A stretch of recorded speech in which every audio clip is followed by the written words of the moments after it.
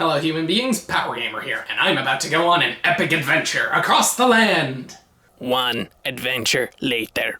That didn't go very well. Lots of blood, sweat, monsters, chickens, it was awful. I think I should just stay here and play some Zelda instead. The Legend of Zelda. Do I even need to say anything?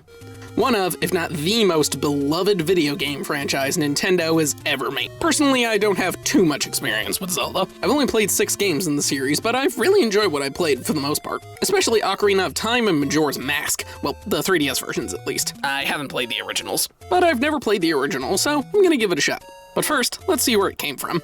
The game was directed by Shigeru Miyamoto, who also produced the game, and Takashi Tezuka, who also wrote the game's story. Development began in 1984 alongside Super Mario Bros. And was planned to be the exact opposite of that game. While Mario was completely linear, Zelda would be open-ended, allowing the player to explore any area at will. Hoping to flesh out the game's world, Miyamoto took heavy inspiration from his memories of exploring woods as a child, while Tezuka took inspiration from fantasy stories such as King Arthur and Lord of the Rings. The game was originally developed for the Famicom Disk System, which was an add-on for the Famicom that allowed more memory than a standard Famicom cartridge. It would later be converted into an NES cartridge for Western releases. Both versions were released on February 21st, 1986, to universal acclaim. It was revolutionary in that it was one of the first games to allow full exploration. While it was predated by games like Adventure and Raiders of the Lost Ark for the Atari 2600, Zelda was the game that popularized allowing more freedom for the player.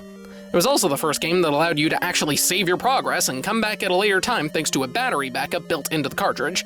This also made the game more expensive to produce, hence why many games released after, like Metroid, stuck to using passwords. The game sold over 6.5 million copies and spawned one of the most popular video game franchises of all time. And this game is still pretty well acclaimed to this day. So, in honor of the series' 35th anniversary, God, there are a lot of anniversaries this year. I should finally give it a look. Is it as good as people say it is, or has it not aged particularly well? Let's find out.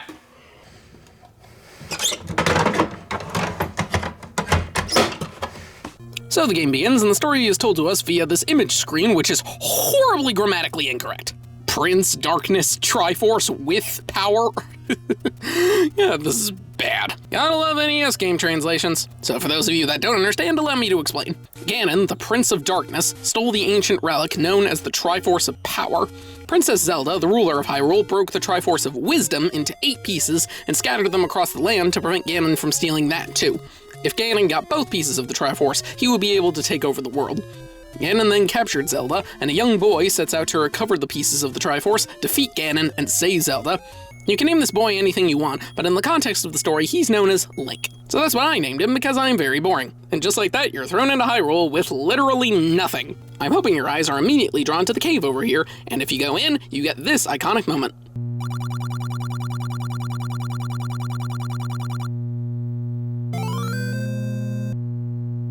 After grabbing the sword, you set out on your journey.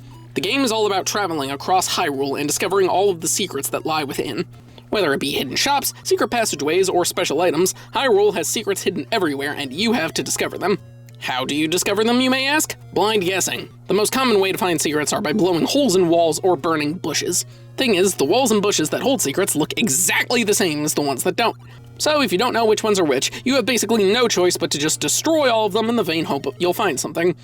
As I'm sure you've guessed by this point, the original Zelda is a guide game, just like the original Metroid, and I just want to repeat that I did not come up with that term on my own. I seriously have no idea how you're supposed to figure some of these things out.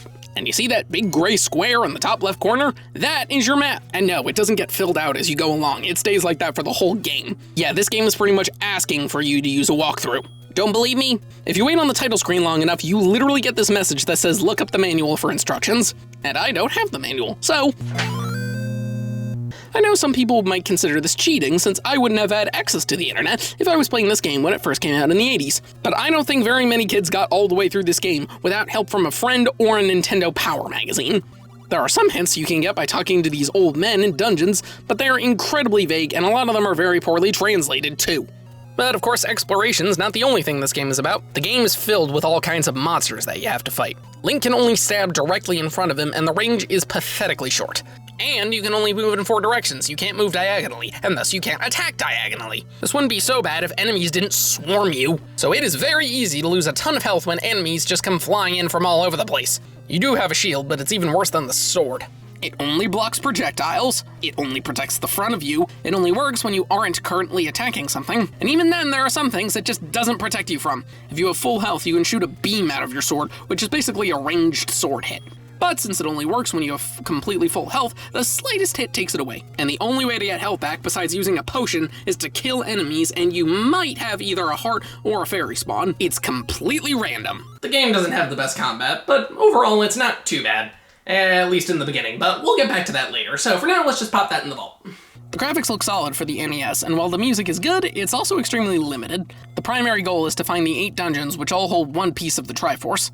Once inside the dungeon, you have to fight enemies and solve puzzles in order to get to the boss at the end, defeat it, and grab the Triforce piece. Each dungeon has keys which open locked doors, a map which gives you the complete layout, which is much more detailed than the overworld map, and a compass which shows the location of the piece. And the boss is always in the room right before it. The dungeons in this game are honestly pretty straightforward. If you just explore all or at least most of the rooms, you should have no problem getting through them, at least in the beginning. Another big part of the game is finding items and upgrades. You find items inside dungeons, shops where you have to buy them, or just lying around in the overworld. The most important upgrade is heart containers, which give you more health. These are essential if you want to get far in the game. You get one at the end of every dungeon, but you really want to collect the ones in the overworld too. Seriously, I died 10 times before I even got to the first dungeon because you start out with only 3 hearts. After I got some more though, I beat the first 4 dungeons without dying once. Another reason for that though is the other upgrades you can get. There's the blue ring, which increases your defense, the shield upgrade, which lets you block more stuff, and the 2 sword upgrades, which boost your attack. However, you can't use these until you master them. What does that mean? You need a certain number of hearts. How would you know this without some sort of guide?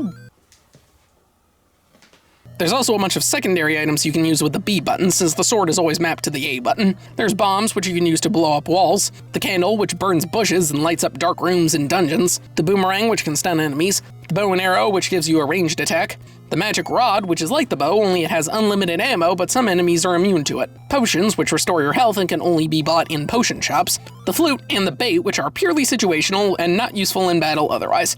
You can also find the raft, which lets you travel across water, the ladder, which acts as a bridge, the power bracelet, which lets you move boulders, and the magic book, which adds fire powers to the magic rod. You buy things from shops with gems called rupees, which you can find either from defeated enemies or in secret areas. They have different values depending on the color. Also, the rupees are your bow's ammo. Every time you shoot it, you lose 1 rupee. Shops usually sell the same items, but at different prices. So you want to find the ones with the lowest price for the item you want. How do you do this? Check every single one or fill in the blank. Well, all that's left to talk about is the dungeons themselves. First up, the Eagle. This dungeon is incredibly simple. It's the first dungeon, so that's pretty much expected. In here you find the bow, and the first boss is a dragon called Aquamentus. Just avoid his fireballs and stab him, it's really easy. Second dungeon is the moon, because it's shaped like a moon, obviously. This dungeon's also really easy. In here you get the boomerang, but you don't find it in a special room like the other items. Instead, you get it from defeating these enemies called Goiras. The boss fight is a Dodongo, a dinosaur that, according to this old man, dislikes smoke. So you should use the candle, right? Nope, you have to place bombs in front of him so he'll eat them, or place a bomb near him to cloud him in smoke, and then stab him with the sword. Moving on to Dungeon 3, the Manji. Don't ask me why it looks like that, I didn't design it. This dungeon is where you get the raft, and the boss is the Mandhandala. I have no idea what this thing is supposed to be, but it's not important. Just attack the claws and avoid the fireballs. Dungeon 4 is the Snake. Here you find the ladder, and the boss is a 2-headed dragon named Gliok. This is easily the best fight in the game so far. It's a bit challenging, but pretty fun. Now we make our way to the 5th dungeon, the Lizard. And remember how I said the combat was fine in the beginning? Well, this is when things start to go down, and the game really starts to crank up the difficulty. This dungeon is a really big difficulty spike. Why? These things. These knights are known as Dark Nuts, and they're one of the most frustrating enemies in the game. They can only be hit with a sword from either the side or the back. Sounds simple, right? Nope, they move all over the place, constantly changing directions, do tons of damage, and they're so annoyingly fast. These jerks really make you see the biggest problem with the game's combat. Link is way too slow. And since he can only stab in 4 directions, it's very likely just one of these Dark Nuts will get 2 to 3 hits on you. And when there's tons of them, you will likely lose half of your health by the time you kill them all. Or even worse, you die. And when you die, you only get 3 hearts back. Great, it's Metroid all over again. If you can actually manage to get through these, you find the flute and the boss is this thing called Digdogger. This is probably where the only useful hint in the game comes into play. It apparently hates loud noises, so use the flute and stab away. Next up is the dragon, and if you thought the last dungeon cranked up the difficulty level to high, this one kicks it into overdrive. These little wizards called Wizrobes take 2 hearts out with just 1 attack. Plus they teleport all over the place. This dungeon took me almost an hour, but I finally managed to get through it. You get the magic rod in here, and the boss is Goma. Just shoot it with an arrow when its eye is open. For such a hard dungeon, this fight was really easy. I'm not complaining. Next. Here we have the demon. Honestly, this dungeon is easier than the last two. You're mostly fighting Goyras, and they go down pretty easily. Here you get an upgrade for the candle, which lets you shoot more than one flame. Also, you have to feed this Goyra a piece of bait in order to progress. This is literally the only time the bait is needed in the entire game, and Grumble Grumble is not exactly helpful. The boss is Aqua Mentis again, and he's even easier than last time. Finally, we have the lion, and... Oh crap, I'm late for my eating class! Well, I just died, so I'll save the game, turn it off, and come back to it later. One class later. Well, that was certainly insightful, and I got this free glass of cranberry juice.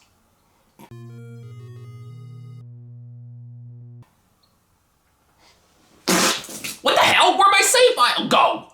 I turned the game off for a few hours, and now my save file is just gone? It worked before, why did it disappear? Well, I guess you have to deal with that when playing a 35-year-old game. So now what do? Play the whole game all over again?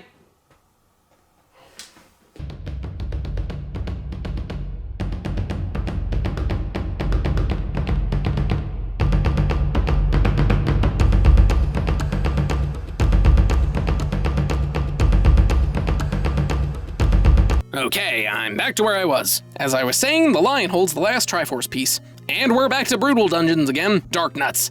Everywhere! This is where you get the magic book, as well as the magic key, which can open any door and never runs out, so you don't need to collect keys anymore. The boss is Gliok again, only this time he has 4 heads instead of 2. Again, kinda difficult, but fun. Alright, that's the last Triforce piece. Now it's time to beat Ganon and save Zelda. You make your way up to Death Mountain, and this is hands down the hardest part of the entire game. If it being the final dungeon doesn't give you a hint of what's in store, the fact that the map is shaped like a freaking skull definitely will. This place is huge and filled with enemies as well as dead ends. While I don't think you need a guide for most of the other dungeons, this one you absolutely will. I cannot imagine figuring out what to do in this place. If I tried, I think I would absolutely lose my mind. In here you find the red ring, which boosts your defense again, but you also need to make sure you find the silver arrows. Otherwise, you literally can't beat the game. The silver arrows are the only thing that can take out Ganon, and the only thing that tells you in the game is this hint from an old man in Dungeon 5 that is not helpful. It shouldn't say secret power lies in the arrow. It should say find the silver arrow in the last dungeon, otherwise you literally can't beat Ganon. If you can actually make it through this hellhole, you finally come face to face with Ganon. He disappears and shoots fireballs at you. You have to use the fireballs to guess where he is and hit him with your sword 4 times before using the silver arrows to finish him off. It's not that hard, but for the love of God, do not die or you go all the way back to the entrance.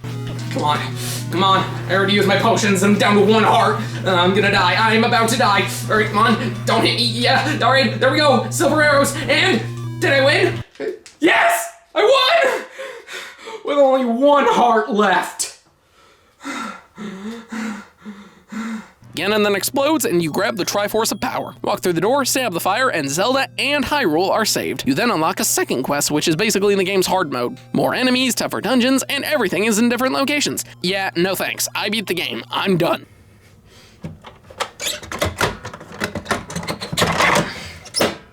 Alright, and If you are saving your game information for later play, you must hold in the reset button on the control deck while turning off the power. Failure to do so may result in the loss of your stored game information. Huh. Well, that would have been good to know earlier.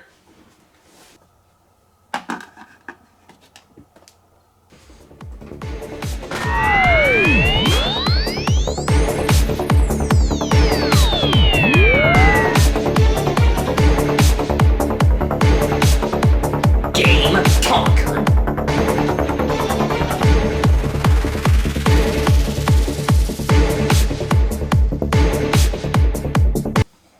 Zelda 1 can be fun, but it can also be incredibly cryptic and frustrating. While I do say I enjoy this game overall, it's not a game I would recommend to everybody. I have a lot of respect for this game. It was a huge step forward, and I will always appreciate it for that. But I don't think it holds up too well when compared to the many games that have come out after.